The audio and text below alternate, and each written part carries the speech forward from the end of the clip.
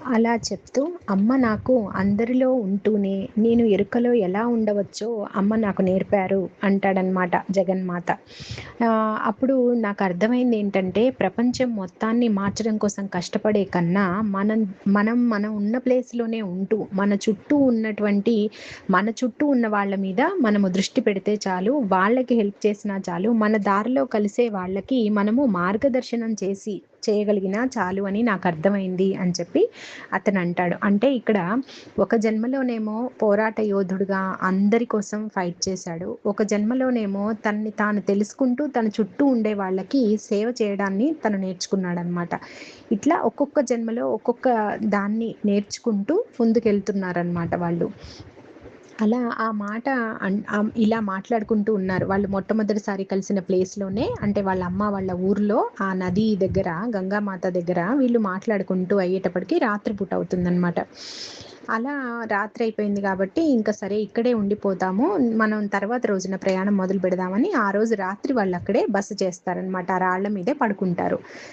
ఉష అక్కడే పడుకుంటుంది. తనేమో అక్కడ రాత్రిపూట ధ్యాన స్థితిలో కూర్చుండిపోతాడు. నాకు ధ్యానమే ప్రశాంతతనిస్తుంది. నాకు ధ్యానమే విశ్రాంతినిస్తుంది అంటూ నవ్వుతూ తను ధ్యాన స్థితిలోకి కూర్చుంటాడనమాట. అయితే వాళ్ళు ఆ తర్వాత రోజున వాళ్ళ అన్నయ్య వాళ్ళ ఇంటికి ప్రయాణం మొదలుపెడతారు. వాళ్ళ అన్నయ్య మనం ముందుగా చెప్పుకున్నట్టుగా సంస్కృతి, సాంప్రదాయాలు, కఠినమైనటువంటి నియమ నిబంధనలు వీటన్నిటి గురించినటువంటి బోధలు ఆయన చేస్తూ ఉంటారు. అంటే వేదాలు, ఉపనిషత్తులు వీటన్నిటితో పాటు కఠినంగా నియమాలు, రిచువల్స్ అంటాం గదా మనం. సంప్రదాయాలు వాటన్నిటిని అతను బోధిస్తుంటారనమాట. సరే తను చాలా ఆప్యాయంగా తన తమ్ముడిని ఆహ్వానిస్తాడు. సరే వీళ్ళిద్దరికీ చాలా డిఫరెన్స్ ఉంది. అన్నదమ్ముల మధ్యలో ఆలోచనల్లో చాలా డిఫరెన్స్ ఉంది. కానీ వాళ్ళిద్దరి మధ్య ప్రేమ ఉందన్నమాట. సరే వాళ్ళు అక్కడ ఆ రోజు వాళ్ళు అక్కడే ఉంటారు. కొన్ని రోజులు ఉండమని బలవంతం చేస్తే, కొన్ని రోజుల పాటు వాళ్ళు అక్కడే ఉందామని చెప్పి వాళ్ళు నిర్ణయించుకుంటారనమాట. ఆ అన్నయ్యకి భార్య, పిల్లలు, వాళ్ళ బంధము ఇవన్నీ చూస్తుంది. చూసి తనకు కూడా అనిపిస్తుంది. అప్పటికి వాళ్ళ పెళ్లి అయ్యి సంవత్సరం కాలం గడిచిపోయిందనమాట.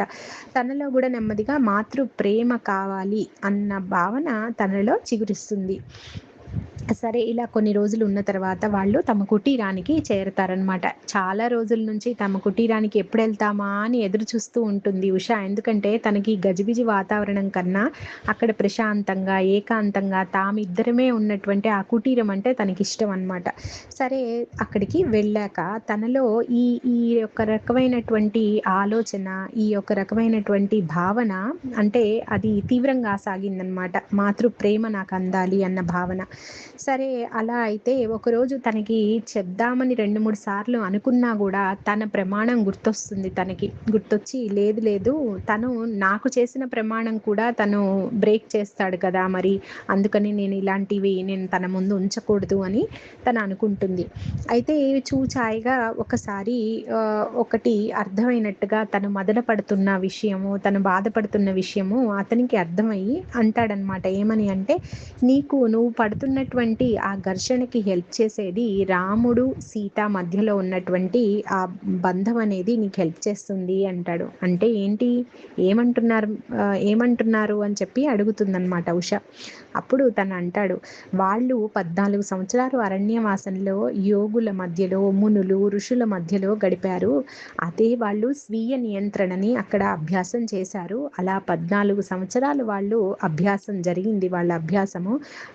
అది లంకలో సీతమ్మ ఉన్నప్పుడు అప్పుడు కూడా ఆమె స్వీయ నియంత్రణ అంటే అప్పుడు రాముల వారు పక్కన కూడా లేరు. కానీ తను అనుక్షణం రాముడి ప్రెజెన్స్‌ని, రాముడి యొక్క ఉనికిని తను అనుభూతి చెందింది అని చెప్పి, అలా ఉండేది బంధం వారి మధ్య అంటాడనమాట. అప్పుడు తను అంటుంది, ఆమె దేవి కదా! నేనేమో సాధారణమైనటువంటి స్త్రీని అని చెప్పి తినంటుంది. అప్పుడు నేను నిన్నెప్పుడూ అలా సాధారణమైనటువంటి స్త్రీగా నిన్ను చూడలేదు. ఇంకా నా భార్యలాగా ఉండాలని, అంటే నా భార్యగా కూడా నిన్ను చూడలేదు అంటాడు. అంటే అప్పుడు ఉష అంటుంది, అయితే మరి మీరు నన్ను ఏమని గుర్తిస్తున్నారు అంటుంది. అంటే తనకి ఒక రకంగా భయం అనమాట. నన్నేమన్నా స్నేహితురాలు అనుకుంటున్నాడా? లేకపోతే నాకు సహాయం చేయాలని సానుభూతిగా నన్నేమైనా పెళ్లి చేసుకున్నాడా? అనేది తన ఆ భయం. లేదు, నిన్ను పూర్తి భాగస్వామిగా, నా ఆధ్యాత్మిక ఆలోచనల్ని, బాధ్యతల్ని అర్థం చేసుకునే సహధర్మచారిణిలాగా నేను అనుకుంటున్నాను అని చెప్పి తను అంటాడనమాట. అప్పుడు తను అంటుంది, నేను కూడా అలాగే ఉండాలనుకుంటున్నా. ఎప్పటికీ అలా ఉండాలి, అలా సహకరించాలని అనుకుంటున్నా. నాతో కొంచెం ఓపిక పట్టండి అని చెప్పి తను అంటుందనమాట. అంటే తన ఈ ఆలోచనలకి కొంచెం బాధపడుతూ. అప్పుడు తను అంటాడు సత్య, మన ఇద్దరికీ కూడా ఓపిక ఉండాలి సరేనా అంటాడు. ఆ తర్వాత ఆ సత్య మీద ప్రేమ వచ్చినప్పుడల్లా సీతమ్మ రాముల వారి మధ్య బంధాన్ని తను గుర్తుకు తెచ్చుకుంటూ ఉండేది. ఒకరోజు ఉండబట్టలేక వాళ్ళ దాంపత్యం గురించినటువంటి వివరణ కూడా తన భర్తని తను అడుగుతుంది. వారు సామాన్య మానవుల్లాగా ఉండేవారా అని. అలా అయితే వాళ్ళు మనకి ఆదర్శం ఎలా అవుతారు అని చెప్పి అంటుందన్నమాట. అప్పుడు ఆ మాయకం అప్పటికి తనకి జ్ఞానం ఇంకా తన స్మృతిలోకి రాలేదన్నమాట. అప్పుడు తను అంటాడు, వారు జన్మ తీసుకున్నా కూడా ఎరుకలో ఉండి మానవ సంబంధ బాంధవ్యాల్ని, బాధల్ని, సంతోషాలని అన్నిటినీ వాటిని అంటకుండా అనుభవించారు. వాళ్ళు ఎరుకలో ఉన్నారు, కానీ మనం అలా లేం కదా అంటాడనమాట. ఆ రాత్రి ఎందుకో వాళ్ళు అలా మాట్లాడుకుంటూ అక్కడ వాళ్ళు మంట వేసుకుంటారనమాట. ఆ మంట దగ్గర కాసేపు కూర్చున్న తర్వాత ఎవరి కుటీరంలోకి వాళ్ళు వెళ్ళిపోతుంటారు. తను తన కుటీరంలోకి వెళ్ళిపోతుంది, అతనేమో తన ధ్యాన కుటీరంలోకి వెళ్ళిపోతుంటాడు. అలా అలా వాళ్ళు ఇరువురు కాసేపు కూర్చుని ముచ్చటించుకుని వెళ్తారు. అలా కూర్చుని మాట్లాడుకుంటున్నప్పుడు సత్య సడన్గా డాన్స్ ఏమని అడుగుతాడు, నీకు డాన్స్ వేస్తావా అని చెప్పి. అప్పుడు తనంటుంది, నాకు డాన్స్ రాదు, కానీ నేను శ్లోకాలైతే పాడగలను మంచిగా అని చెప్పి అంటాడు. అయితే అది కూడా మంచిదే, అది కూడా బెటరే అంటాడనమాట. అలా అంటే ఎందుకో తనకి బాధ అనిపిస్తుంది. అంటే ఆమె ఏమైనా డాన్సరు, ఆమె ఏమైనా గత జన్మలో తను ప్రేమించిన అమ్మాయి ఏమైనా తనకు గుర్తొచ్చిందా అన్నది తన అనుమానం అనమాట. ఇంకా తనకి బాధ అనిపించి, లేదు లేదు నేను అలసిపోయానులే, నేను ఇప్పుడు వేయలేనులేండి అని చెప్పి లోపలికి వెళ్ళి పడుకుంటుందన్నమాట. సరే సరే అయితే నువ్వు పడుకో అని తను తన ధ్యాన కుటీరంలోకి వెళ్ళిపోతాడు. కానీ ఆ రాత్రి తనకి నిద్ర పట్టదనమాట. తన భర్త మనసులో మరొకరు ఉన్నారా అన్న బాధ తనని బాగా సతాయిస్తూ ఉంటుంది. మరుసటి ఉదయం తర్వాత సత్య సత్యతోటి కొద్దిసేపు మాట్లాడుతుంది. ఏమని అంటే, సత్య, నేను నీ నుంచి ఎంతో జ్ఞానం పొందుతూనే ఉన్నాను, కానీ నేను నీకు తిరిగి ఏమీ ఇవ్వలేకపోతున్నాను అని అంటుంది. అంటే అప్పుడు సత్య అంటాడు, నువ్వేమంటున్నావో నాకు అర్థం కాలేదు, నీ ప్రశ్న ఏంటో సూటిగా చెప్పు, నువ్వు అసలు ఏం అడగాలనుకుంటున్నావు అంటాడనమాట. అంటే అప్పుడు తను అంటుంది, నువ్వు రాముల వారి కాలంలో ఉన్నావు, సీతమ్మతో ఉన్నావు, తర్వాత రుక్మిణీ మాతతో ఉన్నావు, ఎంతో జ్ఞానాన్ని పొందావు, కానీ అది అలా ఉండగలగడం అంటే గత జన్మల జ్ఞానం అంతా నీకు తెలుసు, వాళ్ళందరితో ఉండడం అంటే అది సామాన్యమైనటువంటి విషయం కూడా కాదు. మరి ఇంత జ్ఞానం ఉంది నీ దగ్గర, నేను నీకు ఇవ్వగలిగిన జ్ఞానం ఏముంది, నా దగ్గర ఏం లేదు కదా, మరి ఈ బంధానికి నా వంతుగా నేనేం చేయగలను అంటుందన్నమాట. అంటే ఒక రకంగా బాధ ఉంది తనకి. అప్పుడు అతను వచ్చి ఎంతో ప్రేమగా ఆమె దగ్గరికి వచ్చి తన చెయ్యి తీసుకొని పట్టుకుని తన్ని అంటాడనమాట, నేను నిన్ను చూసినప్పుడల్లా సీతమ్మ తర్వాత రుక్మిణీ మాత యొక్క ఉనికి నాకు స్పష్టంగా అనుభూతికి వస్తూ ఉంటుంది. నేను వారి ప్రేమలో మునిగిపోతుంటాను నిన్ను చూసినప్పుడల్లా. నీకు తెలియరాలేదు, కానీ నీతో వారికి ఎంతో గాఢమైన అనుబంధం ఉన్నది. నీకు అంటే నీవు నాకు నీ ప్రేమనిచ్చావు, ఈ విశ్వానికి ఆధారభూతమైనటువంటి అంశం అది, నేను నీ దగ్గర నుంచి అది పొందాను, ఎప్పుడు ఈ విషయంలో ఏ రకమైనటువంటి సందేహపడకు అని చెప్పి తనకి చెప్తాడనమాట. అంటే ప్రేమనిచ్చావు నువ్వు, అది చాలు అని చెప్పి తను అలా చెప్తాడు. ఇంతటితో ఈ అధ్యాయం ముగుస్తుంది. ఆ తర్వాత నెక్స్ట్ అధ్యాయాన్ని కూడా మనం ఇందులోనే కంటిన్యూ చేస్తాము. అదేంటి అంటే, రీపేయింగ్ ఎ డెప్ట్ ఫ్రమ్ ద పాస్ట్, అంటే గత రుణాన్ని తీర్చుకోవడం అని అర్థం అనమాట. ఇలా సాఫీగా వాళ్ళ రోజులు ఒక మంచిగా అర్థం చేసుకుంటూ ఒకళ్ళనొకళ్ళు, తను కొద్దిగా సతమత పడుతున్న ఉష తన్ని తాను సంభాళించుకుంటూ ముందుకి వెళ్తూ ఉంటుందన్నమాట. సరే, ఒకరోజు రోడ్డు వేస్తున్నప్పుడు ఒక గ్రామ ప్రజల్లో ఒక అతను తన రాయి కింద పడి చనిపోతాడనమాట. అయితే అతనికి 2 కొడుకులు, ఒక చిన్న కూతురు ఉంటారు. భార్య ఇంట్లోనే ఉంటుంది, తనకేం పని ఇంకా దొరకలేదన్నమాట. కాబట్టి ఆ తల్లి ఇంకొక ఏదన్నా జాబు లేకపోతే ఏదో ఒక పని చూసుకునే వరకు ఆ పాపని వాళ్ళ ఇంటికి తెచ్చుకుంటాడు సత్య. సత్య వెళ్ళి ఇలా ఎవరు అవసరాల్లో ఉన్నారో, ఎవరు సహాయం ఎక్కడ కావాలో అక్కడ సత్య ముందు ఉంటాడనమాట ఆ చుట్టుపక్కల గ్రామాల్లో. అలా ఆ ఇన్సిడెంట్ జరిగిన వెంటనే సత్య వెళ్ళి వాళ్ళతో మాట్లాడి పని అయ్యే వరకు ఈ పాపని నేను మా ఇంట్లో ఉంచుకుంటానంటే, వాళ్ళు ఇతని గురించి తెలుసు కాబట్టి నమ్మకంగా ఇతనితో పాటు పంపిస్తారు. ఆ ఆ అమ్మాయిని తీసుకొస్తారు. ఆ అమ్మాయి పేరు సావి. ఆ అమ్మాయి ఇంటికొస్తుందనమాట. అలా సావి వాళ్ళ ఇంటికొస్తుందనమాట. ఇంకా ఉషాకి సావిని చూసుకోవడము అవన్నీ కూడా చాలా సంతోషాన్ని ఇస్తాయి. ఆ సావి కూడా ఎప్పుడు ఉషకి నీడలాగా తన పక్కనే తిరుగుతూ ఉంటుంది. తనతో గాఢమైన బంధం తనకి ఏర్పడిపోతుందనమాట. అంత అంటే సొంత మనిషిలాగా ఇంట్లో మనం మా అమ్మ చుట్టూ ఎలా తిరుగుతామో అలా తిరుగుతూ ఉంటుందనమాట. ఉన్నన్నాళ్ళు తనతో ఆ అమ్మాయి ఉన్నన్నాళ్ళు చాలా సంతోషంగా తనకి వేరే ఆలోచన లేకుండా చక్కగా గడుపుతుందనమాట తను. అలా కొన్నాళ్ళ తర్వాత వాళ్ళ అమ్మకి పని దొరకగానే ఆ అమ్మాయిని వాళ్ళ అమ్మ తీసుకెళ్ళిపోతుంది. తీసుకెళ్ళాక మళ్ళీ ఆ అమ్మాయి ఎప్పుడొస్తుందా అని ఎదురు చూస్తూ ఉంటుందన్నమాట తను ఉష. అయితే తను సత్యతో అంటుంది, నాకు తను ఉన్నంత కాలము తను నాతోనే ఉంది, నాకేదో అసలు ఏదో లోటులాగా ఉంది తను వెళ్ళిపోతే అంటే, అవును దాంట్లో ఆశ్చర్యమే ఉంది, ఒకప్పుడు నీ బిడ్డ అతను పుట్టగానే నువ్వు మరణించావు కాబట్టి నీతో బంధం కోసం తను ఎదురు చూసింది. ఇప్పటికి తను ఆమె నిన్ను ఎత్తుక్కొని నీ దగ్గరకు వచ్చింది. నీతో బంధంలో ఉండాలని కోరుకుంది కదా, కాబట్టి నిన్ను వెతుక్కొని వచ్చిందిలే అంటాడనమాట. అప్పుడు ఉషకు ఆశ్చర్యం వేస్తుంది. నిజమా? అయితే మనం ఆ అమ్మాయి బాధ్యత తీసుకుందామా అని అడుగుతుంది. అంటే అప్పుడు తను అంటాడు, నువ్వు మరి నీ గత జన్మలో పిల్లలందరి బాధ్యత తీసుకోగలవా అంటాడనమాట. అయితే అలా అన్నప్పుడు తన దగ్గర ఏమి ఆన్సర్ ఉంటుంది, ఇంకా తనేమి ఆన్సర్ చేయలేదన్నమాట. సరే పర్వాలేదని సంతోషంగా ప్రేమగా తను అంటాడనమాట. సరే మనం కూడా తన్ని చూసుకుందాంలే పర్వాలేదు అంటాడు. అలా వాళ్ళు ఇలా సంవత్సరాలు గడిచిపోతున్నాయి. 5 సంవత్సరాలు 5వ సంవత్సరంలోకి వచ్చేసారనమాట. ఆ బ్రహ్మచర్య దీక్ష ఆ యొక్క ప్రమాణంలో 5వ సంవత్సరంలోకి వాళ్ళు అడుగుపెట్టారు. ఇంకా కొన్ని నెలలు ఉన్నాయన్నమాట. కానీ ఈ నెలలు చాలా కష్టంగా గడుస్తున్నాయి. తను వచ్చి వెళ్ళిన తర్వాత తనలో ఇంకా ఎక్కువగా మాతృప్రేమ పొందాలన్న ఆరాటం తనకి ఎక్కువైపోతూ ఉంటుందన్నమాట. ఇంక నెమ్మదిగా తను రాత్రుళ్ళు దుఃఖంలో గడపడం మొదలు పెడుతుంది. అంటే దుఃఖం వచ్చేస్తూ ఉంటుంది తనకి.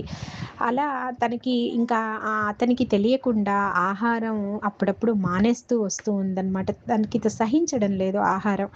అలా చాలా రకాలుగా తను బాధపడుతూ ఉంటుంది. అది కానీ తనకేం చెప్పదన్నమాట. వాళ్ళ భర్తకి ఏమీ చెప్పదు సత్యకి. అలా చెప్తే తన వ్రతానికి భంగం కలుగుతుంది. ఇట్లా నేనేమన్నా ఇది ఎక్స్‌ప్రెస్ చేస్తే అన్నట్టుగా తనలోనే దాచుకుంటుంది. ఇంకా తనని దుఃఖము అపరిమితంగా తనని మింగేస్తోంది. తన ఆలోచనలు అసలు నియంత్రణ లేకుండా తను వాటికి బలైపోతోందనమాట. అలా వస్తున్నప్పుడు ఒకరోజు రాత్రి తనకొక స్వప్నం వస్తుంది. ఆ స్వప్నంలో తన భర్త బ్రహ్మచర్యాన్ని భగ్నం చేసినట్లుగా తను కనపడసాగింది తనకే. ఇక ఎంతో తప్పు చేసేసినట్లు తను బాధపడుతుంది. రాత్రంతా దుఃఖంలోనే గడిపేస్తుంది. ఆ కల వచ్చి మెలుకువ వచ్చిన తర్వాత పొద్దున సత్య వచ్చి చూస్తాడనమాట. తను ఏడుస్తూ కనిపెడుతుంది. ఏమైంది అని చూసి, నువ్వు ఈ మధ్య సరిగ్గా ఆహారం తీసుకోక నిద్ర లేకుండా ఉంటున్నావు, నేనే నీ పట్ల శ్రద్ధ తీసుకోలేదు, నీకు సరైన పండ్లు ఆహారము తీసుకొస్తాను అంటూ అతను వెళ్ళిపోతాడు. అక్కడి నుంచి ఆ చిన్న విలేజ్‌లోకి వెళ్తాడనమాట. కానీ ఆమెకు తెలుసు ఎందుకు తను అలా ఉంది అన్నది తనకి అర్థమవుతుంది కదా. అలా ఆమె ఆలోచిస్తూ గంగామాత దగ్గరికి వెళ్ళి ప్రార్థన చేసుకుందాము అని అనుకుంటుంది. వెళ్ళి ఆ సీతమ్మకే చెప్పుకుందాము, ఇంకా తన భర్త ఎంత అంకిత భావంతో, అంటే ఆ జగజ్జనని పట్ల ఎంత అంకిత భావంతో ఉండేవాడు అంటే, ఎంత క్రమశిక్షణతో తను ధ్యాన సాధన చేసేవాడో, ఎంత క్రమశిక్షణగా తన యొక్క ఆ విధి విధానాలన్నీ కూడా చాలా కష్టంగా ఉన్నా కూడా తను ఎంతో క్రమశిక్షణతో వాటిని పాటించేవాడనమాట. ఇన్ని గంటలకు లేవాలంటే అన్ని గంటలకి, ఇన్ని గంటలు ధ్యాన సాధనలో ఉండాలంటే అన్ని గంటలు కూర్చునేవాడు. అలా అతను చాలా కఠినంగా ఆ సాధనని చేసుకుంటూ ఉన్నాడు. తర్వాత చిన్న చిన్న విషయాల్ని మళ్ళీ చిన్న పిల్లాడిలాగా అతను ఆనందిస్తాడనమాట. అంటే వంట చేసేటప్పుడు చిన్న పురుగు వచ్చినా అక్కడికి ఆ జగన్మాత పంపింది చూడు ఇవాళ మన ఇంటికి అని చెప్పి అంతలా ప్రతి పని వెనకాల ఆమె హస్తం ఉన్నట్టుగా, అంటే ఆ జగజ్జనని పాత్రని అతను ఎప్పుడు గుర్తు చేసుకుంటూ ఎరుకలో ఉంటాడనమాట. అట్లాంటి అతన్ని మనము ఏమనలేము. ఆ మాతనే అడగాలి ఇంకా. అతను తనకు కావాల్సిన ఈ ఈ యొక్క మాతృత్వం అనే వరాన్ని తను ఎవరిని అడగగలదు? ఆ మాతని తప్ప. అందుకని జగన్మాతనే ప్రార్థన చేద్దాము, సీతమ్మకే చెప్పుకుందాం నా బాధ అనుకుని ఆ గంగామాత దగ్గరికి వెళ్తుందనమాట. గంగా నది ఆ కింద లోయలోకి. అక్కడికి వెళ్ళి తను అసలు ఒంటరిగా వెళ్ళడానికి ఒప్పుకోడనమాట తన భర్త. ఎందుకంటే అక్కడికి అడవి జంతువులు అవి వాటర్ ఆ నీళ్లు తాగడం కోసం వస్తాయి కాబట్టి నువ్వు ఒక్కదాన్ని వెళ్ళొద్దని తను కూడా వెళ్తాడెప్పుడు. ఇప్పుడు తను లేడు కదా, ఆహారం తేడానికి వెళ్ళాడు అని చెప్పి తను అక్కడికి వెళ్తుందనమాట. వెళ్ళేటప్పుడు దారిలో ఉన్నటువంటి కొన్ని పువ్వులు, అడవి పువ్వులు లాంటివి తీసుకెళ్తుంది. ఆ నదీమ తల్లికి సమర్పిద్దాము అని. కొంచెం నదిలోకి వెళ్ళగానే ఆ రాళ్ళకి మొత్తం పాకుడు పట్టి ఉండి జారి పడిపోతుందనమాట అందులో. అలా కూలపడిపోతుంది. ఆ పూలన్నీ కూడా అట్లా విసిరేయబడతాయి ఆ నదిలో. అయ్యో! పూజకు కూడా నేను సరిగా అర్హత లేకుండా పోయిందా, పూజకు కూడా నోచుకోలేదే అని బాధపడుతుంది. అప్పుడు తనలో ఒక గొంతు లోపల నుంచి వినిపిస్తుంది. ఏమని అంటే, నువ్వు తనకి యోగ్యమైన దానివేనా, తనకి నువ్వు అర్హురాలివేనా అని తన లోపల స్వరం తననే ప్రశ్నిస్తుంది. ఇంకొక స్వరమేమో నువ్వు కాదు అంటూ బదులిస్తుంది. అలా తనలో ఇలాంటి ఘర్షణ ఉంటూ ఉంటుంది. అది చాలా బాధని కలిగిస్తుంది తనకి. ఎందుకంటే తన గత రాత్రి వచ్చినటువంటి స్వప్నంలో అట్లా జరిగింది గదా! కాబట్టి తను చాలా బాధగా గుండె పగిలిపోయేలా ఏడుస్తూ ఉంటుందన్నమాట. నేను యోగ్యమైన దాన్ని కాదు తనకి అని చెప్పి తను కూడా అలాగే భావన వస్తుంటుందన్నమాట. నేను దోషిని, నేను అర్హురాలిని కాదు అన్న బాధ తనని బాగా అసలు మెలిపెట్టేస్తుంటుందన్నమాట. అప్పుడు బయట నుంచి ఒక గొంతు వినిపిస్తుంది. బయట నుంచి వస్తుంది ఈసారి స్వరం. నువ్వు ఎంతో యోగ్యమైన దానివి, నువ్వు కాక ఇంకెవరు అని చెప్పి ఆ స్వరం వినపడుతుంది. మీ ఇరువురి ప్రేమ అత్యంత అమూల్యమైంది, యోగ్యమైంది అంటూ ఆ మహిళ స్వరం వినపడుతుంది. అటుగా చూస్తే చూడడానికి వృద్ధురాలే, కానీ మొహం ముడతలు కానీ ఏమీ ఉండవన్నమాట. చాలా కాంతిగా స్వచ్ఛంగా ఉంటుంది ఆమె మొహం. అలాంటి ఒక స్త్రీని అక్కడ చూస్తుంది. రా ఇలా వచ్చి కూర్చో ఉషా అంటూ తన పేరుతో పలకరిస్తుందన్నమాట. అలా మెల్లగా నదిలో నుంచి బయటకు వస్తుంది ఉష. వచ్చి అక్కడ తను నుంచున్న దగ్గరికి వెళ్తుందన్నమాట. తనకి నా పేరు తెలుసు కనుక పెద్ద పరిచయం అవసరం లేదు అనుకొని బహుశా సత్యకి తెలిసిన ఆవిడ కాబోలు అనుకుంటుంది. ఆవిడ సన్యాసి బట్టల్లో ఉంటారనమాట. ఒక యోగినిలాగా, ఒక ఋషి భార్యలాగా ఉంటారనమాట. నువ్వు పడుతున్న ఈ బాధ, ఘర్షణ నువ్వు గతంలో నిర్ణయించుకున్నవే అంటదన్నమాట ఆవిడ. అన్నప్పుడు అమ్మాజీ అంటుంది ఆవిడ్ని. ఆవిడనేమని పిలవాలి అర్థం కాక అమ్మలాంటి వయసు కాబట్టి అమ్మా, అమ్మాజీ అంటుంది. నాకు అర్థం కాలేదు మీరేం చెప్తున్నారో. ఆయన ఇలా ఉండాలనుకున్నప్పుడు మరి నన్ను ఎందుకు పెళ్లి చేసుకున్నారు? నేను ఆయన ప్రమాణాన్ని గౌరవించి ఒప్పుకున్నాను. కానీ నా ఆలోచనలు, నా మనస్సు చాలా తీవ్రంగా పరుగు పెడుతున్నాయి. నా కలలో నేను ఆయన్ని ఇబ్బంది పెట్టినట్లుగా కనపడింది నాకు. అలా జరగాలని నేను అసలు ఏమాత్రం అనుకోవడం లేదు. నేను మా ఇద్దరి యొక్క బంధాన్ని నిలుపుకోవాలి, కలకాలం ఉండాలి అని అనుకుంటున్నాను. కానీ ఈ నా దుశ్చర్య, నియంత్రించలేని నా బలమైన కోరికలు నన్ను నాకు దోషిగా మార్చేలా చూపిస్తూ నన్ను వ్యర్థురాలిగా, దోషిగా నిలబడేలా చేస్తున్నాయి. నేను ఇలాంటి పరిస్థితికి నేను సిగ్గుపడుతున్నాను అంటూ బాధపడుతుందన్నమాట. అమ్మలాగా అనిపించింది కదా చెప్పుకుందన్నమాట తను.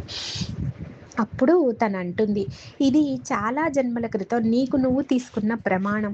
అందుకు తను అది తెలుసుకొని, తనకి జన్మ సంస్కారం ఉంది కాబట్టి తను నీ ప్రమాణాన్ని తెలుసుకొని దానికి అనుగుణంగా సహకరిస్తున్నాడు అని చెప్పి అంటూ తన గత జన్మల గురించి అమ్మాజీ ఇక్కడ తనకి ఉషాకి చెప్తారనమాట. నువ్వు సుందరిగా ఉన్నప్పుడు అతను బ్రహ్మచర్యంలో ఉన్నారు. ఆ సత్య అన్న అతను అప్పట్లో బ్రహ్మచర్యంలో ఉన్నాడనమాట. 10 సంవత్సరాలు బ్రహ్మచర్యంలో ఉన్నాడు. అప్పుడు నువ్వు అతన్ని బలవంతం చేయడానికి నువ్వు ప్రయత్నించావు. మీరిరువురు ప్రేమలో ఉన్నారు. కానీ అప్పుడు కూడా నువ్వు అతన్ని బలవంతం చేయబోయావు. దానివల్ల అతను అంటే వ్యతిరేకించాడు. అతను వద్దు అని చెప్పి అతను చాలా వ్యతిరేకించాడు. ఈ విషయం తెలిసి గురువుగారేమో నిన్ను అక్కడి నుంచి బహిష్కరణకి గురి చేశారు. అటు కుటుంబానికి, అటు ఊరికి అందరి నుంచి నువ్వు బహిష్కరణకి గురి అయ్యావు. ఇలా బహిష్కరణకి గురైనప్పుడు నువ్వు పడిన అంటే నువ్వు చాలా కోపంగా వెళ్ళిపోయావు. అతని మీద చాలా కోపంతో వెళ్ళిపోయావు నువ్వు అక్కడి నుంచి. చాలా రోజులు నువ్వు నీ యొక్క ఆ కోపంలోనే ఉన్నావు. కానీ ఆ జన్మ చివరల్లో నువ్వు చేసిన తప్పేంటో నీకు తెలిసింది. అందుకు నువ్వు కూడా అంటే ఆ అబ్బాయికి నీ మీద ఎంత ప్రేమ ఉన్నా బ్రహ్మచర్యం గురువుగారు పెట్టిన షరతు కదా! కాబట్టి ఆ అబ్బాయి ఎక్కువ ఘర్షణకి లోనయ్యాడు. ఆ ఘర్షణ అతను ఎంత పడ్డాడో అది నువ్వు అతన్ని అంత వ్యతిరేకించినా ఆ తర్వాత చివరి కాలంలో నువ్వు గుర్తించుకున్నావు కాబట్టి నువ్వు ఇలాగా ఈసారి నేను ఇలాంటి తప్పు చెయ్యను. అతను ఒకవేళ బ్రహ్మచర్య దీక్షలో ఉన్నప్పుడు ఇక ముందు ఎప్పుడైనా ఉంటే ఆ జన్మలో నేను అతనికి సహకరిస్తాను. అతను ఆ బ్రహ్మచర్యంలో ఉండి ఎంత క్షోభ అనుభవించాడో అది నేను కూడా అనుభవిస్తాను అని నీకు నువ్వుగా ప్రమాణం తీసుకున్నావు. ఇది నువ్వు సరస్వతీ నది సాక్షిగా నువ్వు తీసుకున్నటువంటి ప్రమాణమే. అందువల్ల అది ఆ కాలం సత్యయుగానికి సంబంధించింది కాబట్టి అప్పుడు నువ్వు ఏదైతే మాట అనుకుంటావో అది ఖచ్చితంగా మళ్ళీ నీకు అది ఎదురవుతుందన్నమాట. అప్పట్లో అలా ఉండేది. ఆ కాలానికి అంత ప్రాముఖ్యత ఉందన్నమాట అప్పట్లో. అంటే ధర్మం 4 కాళ్ళ మీద నడిచేది అని అంటూ ఉంటారు కదా! అలాగా నువ్వు అనుకున్నావు కాబట్టి అది జరుగుతోంది ఇప్పుడు. అది తను కూడా నిన్ను వ్యతిరేకించాల్సి వచ్చింది. అతను నిన్ను వ్యతిరేకించడం వలన అతను ఎంతో క్షోభకి అంటే అతను బాధపడ్డాడు. నిన్ను క్షోభ గురి చేశాడు కదా! ఆ బాధ వల్ల అతనేమనుకున్నాడంటే నువ్వు ఈ ప్రమాణం తీసుకున్నట్టు అతనికి జన్మ పరంపర అంతా తెలుసు కాబట్టి అతను అర్థం చేసుకొని నీకు సహకరించాలని అనుకొని ఇప్పుడు ఈ జన్మలో నీకు సహకరిస్తున్నాడు అని చెప్పి తను చెప్తుందన్నమాట. అదేవిధంగా అతని ఆధ్యాత్మిక పురోభివృద్ధికి కూడా ఈ యొక్క శిక్షణ అవసరం తనకి. స్వీయ నియంత్రణ అనే శిక్షణ ఆధ్యాత్మిక పురోగతికి అతనికి అవసరం కనుక అది ఇద్దరికీ ఇప్పుడు ఆధ్యాత్మికంగా ఒక శిక్షణ జరుగుతోంది. నువ్వు చేసుకున్న ప్రమాణం నువ్వు పాటిస్తున్నావు. అతను ఒక పరీక్ష తనకి తాను పెట్టుకున్నాడు. ఎందుకు అంటే అతను ఎన్నో జన్మలు బ్రహ్మచర్యంలో గడిపాడు. సన్యాస జీవితంలో ఉన్నాడు. కానీ ఎంతో ప్రేమించిన ఎన్నో జన్మల నుంచి ఎదురు చూస్తున్నటువంటి ఆ అమ్మాయి భార్య అయిన తర్వాత కూడా తన స్వీయ నియంత్రణలో ఉండగలనా లేదా అన్నది తనకు పెట్టుకున్న పరీక్ష అని చెప్పి అమ్మాజీ చెప్తారనమాట. ఇదంతా వింటూ ఉంటుందన్నమాట ఆశ్చర్యంగా తను. అంటే నేనే సుందరి కాబట్టి నాకు సత్యకి ముందు కూడా పరిచయం ఉంది అన్న విషయం తనకి కూడా అర్థమవుతుంది. అర్థమైన తర్వాత ఇంకా అమ్మాజీ ఏం చెప్తారంటే నువ్వేం భయపడకు, మీరిరువురికి ఇద్దరు మగ పిల్లలు పుడతారు, నువ్వు కంగారు పడకు అని చెప్పి సరే రా కాసేపు ధ్యానం చేద్దామని వాళ్ళిద్దరూ ధ్యానంలో కూర్చుంటారు. ఉషా కూడా అమ్మాజీ ముందు ధ్యానంలో కూర్చుంటుంది. ఆ తర్వాత ఉషా చాలా గాఢమైనటువంటి ధ్యాన స్థితికి చేరుకుంటుంది. సహజంగా అయితే తనకి చాలా కష్టం ధ్యానం. ఎందుకంటే కూర్చోగానే రకరకాల ఆలోచనలతో సతమతమైపోతూ ఉండేది, కుదిరేది కాదనమాట. అదే ఇప్పుడు ఈ ఆలోచనలు, ఈ భయాలు, ఇవన్నీ సందేహాలు ఇవన్నీ పోయి అమ్మాజీ చెప్పిన ఆ జ్ఞానం చక్కగా లోపలికి వెళ్ళిన తర్వాత ప్రశాంత పడిందనమాట. ఇంకా ధ్యానంలో చాలా స్వాంతన పొందుతుంది తను. ఆ గాఢమైన ధ్యానంలో డీప్గా వెళ్ళిపోతుందనమాట. ఇంకా తనకి చాలా అన్ని మర్చిపోయి కూర్చుంటుంది. కొద్దిసేపు అయిన తర్వాత ఎంతసేపు గడిచిందో తెలియదు. సత్య మాట వినపడుతుంది. ఉషా ఎక్కడున్నావు అని చెప్పి అరుస్తూ అతను వస్తాడనమాట. తను కళ్ళు తెరిచి చూసేటప్పటికి ఈ అమ్మగారు ఎవరు ఉండరు అక్కడ. అమ్మాజీ ఉండదన్నమాట. అమ్మాజీ ఎక్కడికి వెళ్ళారు అని చెప్పి అడుగుతుంది. ఇక్కడ ఎవరు లేరే, సరే నువ్వు త్వరగా రా, నేను ఆహారం తయారు చేస్తాను, నువ్వు నెమ్మదిగా రా అంటూ అయ్యో నువ్వు చక్కగా ధ్యానంలో కూర్చున్నావే, ధ్యానమే అన్ని సమాధానాలని నీకు లోపలే నీకు చూపిస్తుంది అంటూ అతను అంటాడనమాట. ధ్యానం యొక్క గొప్పతనాన్ని ఆవిడికి మళ్ళొకసారి చెప్తాడు ఉషాకి.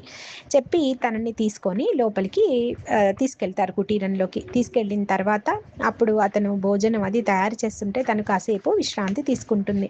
అప్పుడు తను తనకి ఇంకా కొంత తనకి రూఢి అయింది. ఏంటి అన్నది, ఇప్పుడు జరుగుతున్నది ఎందుకు జరుగుతోంది ఇదంతా అన్నది తనకు అర్థమైంది. ఇలా రోజులు, నెలలు గడుస్తుంటాయి. తను అనుకుంటుంది తనలో ఆత్మశక్తిని నేను కూడా పెంపొందించుకోవాలి. నేను తీసుకున్న ప్రమాణము అందుకోసమే కదా, నా లోపల శక్తిని కూడా నేను పెంచుకోవాలి. సత్య, సహకారము, ప్రేమ నాకు ఇందుకు చాలా దోహదపడతాయి. కాబట్టి ఈసారి నేను ఈ జన్మలో నేను పొందాలి అని తను అనుకుంటుందన్నమాట. మళ్ళీ తను ఇంకొకటి అనుకుంటుంది, ప్రపంచానికి దాంపత్య చిహ్నాలుగా, అంటే పిల్లలు అలాంటివి ఏమీ చూపించాల్సిన అవసరం లేదు. ప్రపంచానికి ఈ దాంపత్యం బాగుంది అని మనమేమి బయటకి చిహ్నాలుగా పిల్లల్ని చూపించాల్సిన అవసరం లేదు. జన్మంతా నేను ఇలాంటి అంటే ఇంత మంచి కాజ్ కోసం కదా ఇది జరుగుతోంది. కాబట్టి జన్మంతా ఎదురు చూడాల్సి వచ్చినా నాకది సమస్యగా అనిపించలేదు అనుకుంటుంది తను. నాకేం సమస్య, ఇప్పుడు ఏ సమస్య లేదు, నేను ఇలా ఉండగలను అని చెప్పి తను అనుకుంటుందన్నమాట. అలా ప్రశాంతంగా తను నిద్రపోతుంది. ఇలా కొన్ని నెలలు గడుస్తాయి. చాలా చక్కటి సహకారంతో, చాలా చక్కగా అర్థం చేసుకుంటూ, ఒకరినొకరు ఆధ్యాత్మిక పురోగతికి ఒకళ్ళనొకళ్ళు హెల్ప్ చేసుకుంటూ వాళ్ళ వివాహ బంధం కొనసాగుతూ ఉంటుంది. అలా 5 సంవత్సరాలు గడిచిపోతాయన్నమాట. తర్వాత వారిరువురి కలయిక సంభవం అవుతుంది. తర్వాత మళ్ళీ నెక్స్ట్ అధ్యాయంలో మళ్ళీ కలుద్దాం. జై శ్రీకృష్ణ.